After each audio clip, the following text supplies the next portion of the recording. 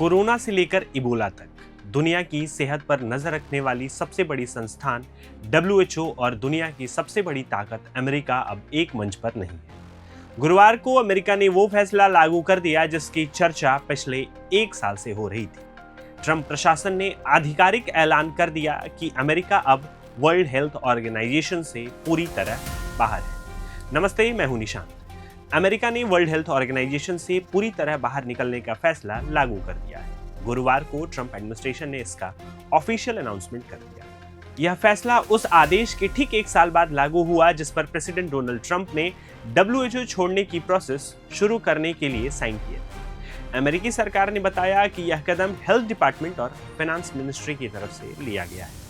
American health department के एक बड़े अधिकारी ने कहा कि WHO अपने असली काम से भटक गया है। वह कई बार अमेरिका के लोगों की सुरक्षा के खिलाफ फैसले ले चुका है। न्यूज एजेंसी रॉयटर्स के अनुसार गुरुवार को जिनेवा में WHO हेडक्वार्टर के बाहर लगा अमेरिकी झंडा हटा लिया गया। अमेरिकी सरकार के खास तौर पर कोविड पैंडेमिक के समय WHO के काम पर सवाल उठाए थे। उनका कहना था कि WHO ने कोरोना को दुनिया के लिए बड़ी बीमारी मानने में देर की। इसके साथ ही जब अमेरिका ने कुछ देशों से यात्रा रोकने का फैसला लिया तो उसकी गलत आलोचना की गई। अमेरिकी सरकार का यह भी कहना है कि अमेरिका WHO को सबसे ज्यादा पैसा देता है, जबकि चीन जैसे दूसरे देश कम पैसे देते हैं। इसके बावजूद आज तक WHO का प्रमुख कोई अमेरिकी नहीं बना। ABC की रिपोर्ट के मुताबिक इस फैसले पर अमेरिका के कई हेल्थ एक्सपर्ट्स ने नाराजगी जताई है।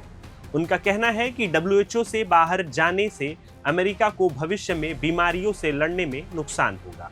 अमेरिका की इन्फेक्शियस डिजीज सोसाइटी के अध्यक्ष रोनाल्ड नहास ने कहा कि WHO छोड़ना दूर की सोच न रखने वाला फैसला है। उन्होंने कहा कि बीमारियां किसी देश की सीमा नहीं मानती, इसलिए सभी देशों को एक साथ मिलकर काम करना बहुत जरूरी है।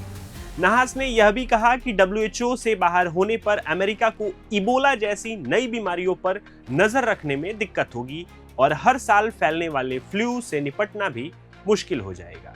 इससे यही फ्लू वैक्सीन बनाने में भी परेशानी आ सकती है। उनका कहना था कि WHO से अलग होना विज्ञान के हिसाब से गलत कदम है और दुनिया के साथ मिलकर काम करना कोई शौक नहीं बल्कि जरूरत है। हालांकि अमेरिकी सरकार का कहना है कि WHO से बाहर आने के बाद भी अमेरिका दुनिया भर में स्वास्थ्य से जुड़े काम करता रहेगा। स्वास्थ्य विभाग के 60 से ज्यादा देशों में करीब 22,000 से ज्यादा कर्मचारी पहले से काम कर रहे हैं और कई देशों के साथ सीधे समझौते हैं। अमेरिकी सरकार ने यह भी कहा कि WHO की जगह दूसरे संगठनों के साथ मिलकर बीमारियों पर नजर रखने, जांच करने और इमरजेंसी सिचुएशन में निपटने की तैयारी की जा रही है। अगले महीने WHO फ्लू वैक्सीन को लेकर एक बड़ी बैठक करने वाला है, जिसमें अमेरिका आमतौर पर अहम भूमिका निभाता है, लेकिन इस बार अमेरिका हिस्सा लेगा या नहीं अभी यह तय नहीं है। WHO चार्टर में सदस्य देशों से बाहर निकलने का कोई स्पष्ट प्रावधान नहीं है। यूनाइटेड नेशन के नियमों के मुताबिक WHO छोड़ने के लिए एक साल पहले सूचना देनी होती है और सारा बकाया पैसा चुकाना होता है। लेकिन कई दशक पहले WHO में शामिल होते समय अमेरिकी कांग्रेस ने यह विकल्प रखा था कि अमेरिका संगठन से अलग हो सकता है।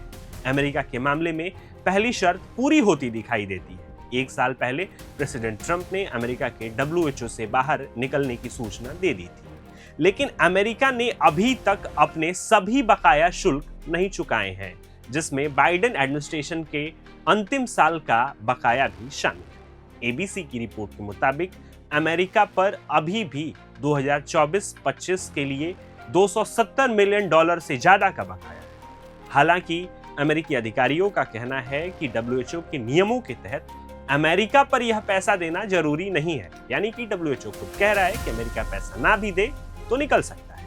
WHO के एक अधिकारी ने कहा है कि अमेरिका के अलग होने का मामला फरवरी की शुरुआत में होने वाली बैठक में उठाया जाएगा और आगे का फैसला वहीं लिया जाएगा। ABC की रिपोर्ट के मुताबिक अमेरिकी सरकार ने साफ किया है कि फिलहाल WHO में दोबारा शामिल होने या उसकी बैठकों में बतौर मेहमान हिस्सा लेने की कोई योजना नहीं। आपके लिए ये जानकारी जुटाई थी हमारे साथी अनंत नारायण शुक्ला ने।